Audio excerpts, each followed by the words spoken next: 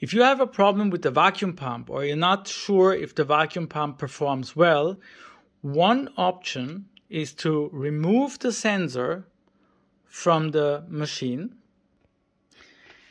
Then place this connection, it's a KF to KF, a KF16 to KF25 connection, and place the sensor here on top. This way you will measure directly the vacuum that the pump is able to produce. As a reference, and all you need to do is to manually put on the pump and read the values on the machine. A very good pump will reach a value below 10 millitorr.